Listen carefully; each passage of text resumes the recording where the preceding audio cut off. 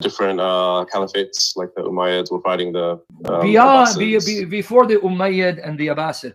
What do you do with the companions of Muhammad that even fought each other and killed each other? In fact, part of your tradition is that Abu Bakr, Umar ibn al-Khattab, Uthman ibn Affan robbed Ali, and in fact, Fatima died angry with Abu Bakr and Umar. And the Shia are known for saying that whoever hurts Fatima hurts Muhammad, and they use that as proof to show that Umar and Abu Bakr, they are actually infidels. They are not truly companions, and they will not enter Jannah. So let's compare that with the apostles of Jesus. Let's go with the Sahaba of Jesus and the Sahaba of Muhammad. Can you show me the companions of Jesus coming to blows and killing each other, murdering each other, even though they all had the same master, Jesus? But I can show you in Sunni tradition, the Shia would agree, where the companions of Muhammad are attacking each other, killing each other, and opposing each other. What did Aisha do to Ali in the Battle of the Camel? Did she not lead an army against Ali, where some of Muhammad's companions and relatives of Ali were murdered? Yes. And you don't see that as rotten fruit? Where is the salam of Allah, where Muhammad's own companions, they don't have peace, they became even worse off and started murdering each other and attacking each other, to the point that you believe as a Shia, Muawiyah ibn Abu Sufyan robbed Ali of the caliphate, because when he became the caliph, then Muawiyah became a rival caliph, let alone the first three caliphs that you believe robbed Ali of the caliphate. And then Ali himself, how did he die? He was murdered. By who? Through the power of Yazid and Muawiyah. Oh, so Muslims murdered Ali. Yeah. And then what happened to Hussein? Murdered also. By who? By the Sunnis. Oh, so those who knew Muhammad and their children murdered each other. And what about Hassan? Who poisoned him? The Sunnis. And they say that they actually encouraged his wife to poison him. And they say it was either the instigation of Muawiyah or Yazid, right? Right. And you don't see this, that Muhammad's own companions, instead of experiencing true peace, they murdered each other, fought each other, conspired against each other. Where is the peace of Islam? Where's the salam? What did Muhammad bring his community but more disaster and chaos and disunity? Well, that's why I turned Shia, because I found these things and saw that the injustices against the Ahlul Bayt. And so that's so why you turned Shia.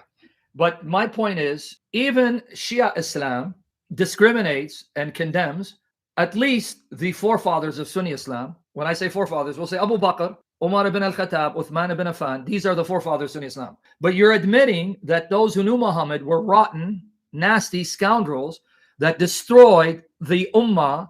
So where is the fruit of the peace of Islam in the lives of those who heard from Muhammad directly? there we go. I mean, There you go.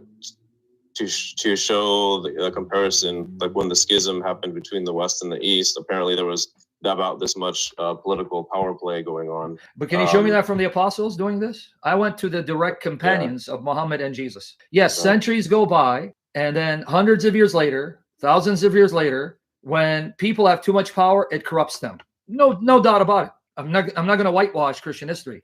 But that's why I said, let's go to the source. Let's go to those who knew the founders of this religion. So let's go to the apostles. Let's see how they treated each other.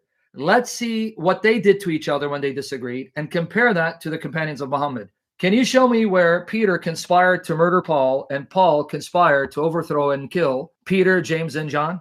No. So I see that the fruit of Jesus in the lives of those who knew him was the desire to die to the flesh, to die to sin, resist Satan and temptation, and love one another unconditionally. But then I see the fruit of Muhammad and his companions: chaos, disunity, gossip, slander, murder, assassinations.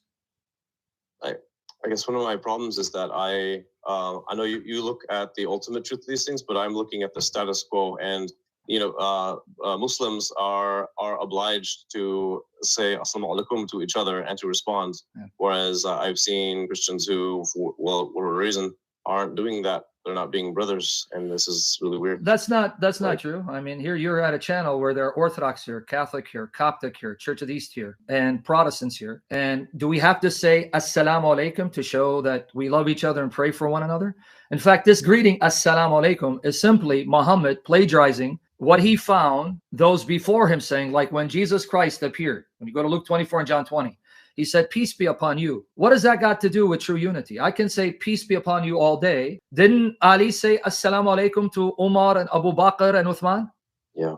And didn't they say, assalamu alaikum to Ali? Yes. And what did that salam do? It resulted in them murdering each other, assassinating each other, and ostracizing each other. So what is this? Oh, we say salam alaikum. I'd rather you not say salam alaikum and love me from your heart than say salam alaikum and then assassinate me or conspire to kill me. Mm. I mean, honestly, friend, think about what you're saying. Yeah. So what does salam alaikum do if you don't act upon it? If you don't act upon it, what does it do for you? Nothing. Okay. So you say salam alaikum. Here, when you see ISIS in Iraq, say salam alaikum, and then see where your head's going to be and where your body's going to be, okay? Try that. Right. No, I mean, I want you to try that. I want you to go to where ISIS in Iraq or Syria and say, hey, ICE, salam alaikum, I'm Shia. Oh, come here, brother Shia. Because you said salam alaikum, come here, man. You're going to see your head here and your body there.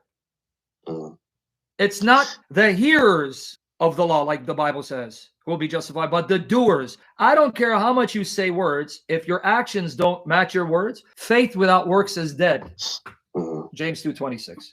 So these are not good arguments to stay Muslim. The most important argument is go to the origin and the source of these religions. Because if you look to their followers, I can tell you, there are plenty of Christians who give Christianity a black eye. Same with Jews, same with Muslims, same with Hindus. So I can either condemn a religion due to what some people today are doing in the name of that religion. Just because they claim to be Christian or Muslim doesn't mean they are. That's what you would tell me. You would say, these terrorists are not Muslims. So no matter how many hadiths I quote or verses of the Quran I quote, you'll say, number one, those are misinterpreted. Or number two, that's a Sunni spin. They're not true Muslims. Well, thank you. Just because people claim to be a Christian, that doesn't mean they're Christian, because it says, by their fruits you shall know them. This is why I always go back to the source. Let me compare Jesus with Muhammad. Let me compare Jesus's life with Muhammad. Let me compare the apostles' lives with Muhammad's companions.